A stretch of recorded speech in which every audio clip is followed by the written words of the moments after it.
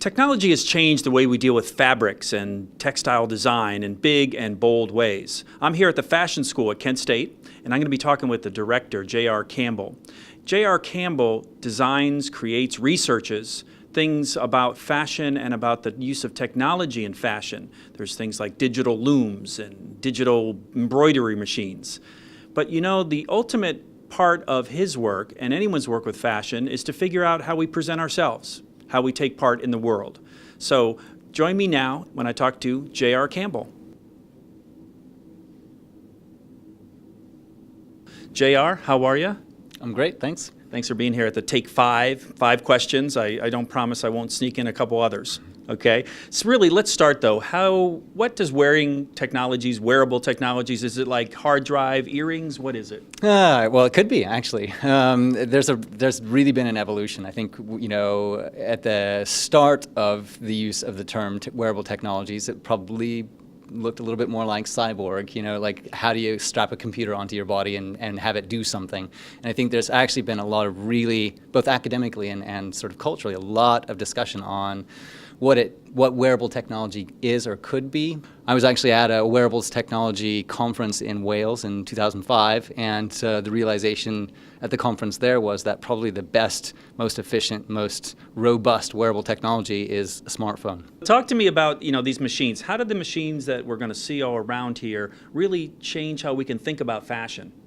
Well, okay, so the Textile Lab that we have in the Fashion School at Kent State is intentionally here to be three things: learning and teaching space, commercial service, so we literally do offer digital textile and fashion services to the broad public, and also a space for research to occur around the use of the technologies. And the underlying premise is that essentially we're exploring technologies that formerly, at least in terms of the design processes in fashion and textiles, would have been sort of analog approaches. So in the case of printing, for instance, we're working with digital inkjet printing that is really substantially different in terms of what it offers when you compare it to the traditional screen printing or roller printing processes. So we're exploring not only just one technology, printing, but we also have digital embroidery machines, the laser cutting and etching machines. We partner with the School of Art on their use of digitally driven looms for weaving, and we're exploring knitwear as well. The idea of being digital, the first thing is that it allows for a big change in design approach, and then in the preponderance of design, like how many designs can be created. When you talk about, when I think of cotton and more traditional kinds of stuff, and then you inject them into a, quote, high-tech, that's kind of a trite term, but a high-tech environment, how does that push and pull? I mean, how does the relationship work? Well, actually, I mean, I think textiles actually have always lent themselves to applications of new technology.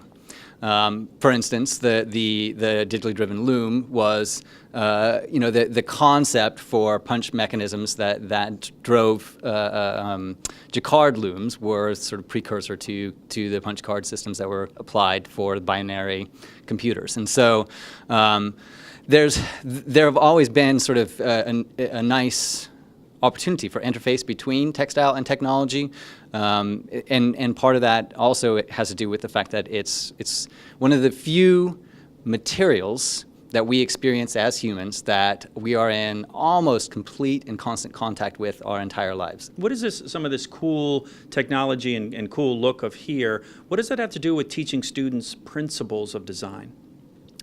Well, in the context of the fashion school, and also learning to think about how to integrate digital tools into the design process, what our goal here is for the students is that they are thinking both about what the design capabilities are and what the implications are for using it in the industry. So you've told us what students should think.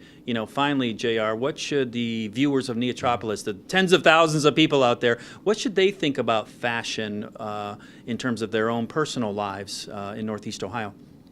If we reflect on who we are, what we're doing, where we're going, there even as an individual who, if you don't think of yourself as someone who's particularly fashionable or otherwise, inevitably... I don't. Inevitably, you're communicating about yourself through your clothes. These technologies are allowing me to think differently about clothing, both in terms of color and in terms of shape and silhouette. And I think I'm hopeful that what they will do is get people to start to wear more creative, more, just a wider variety of things. The possibilities are endless, really. If you want some more information about what goes on here at the Textile Lab or the Fashion School, go to fashionschool.kent.edu.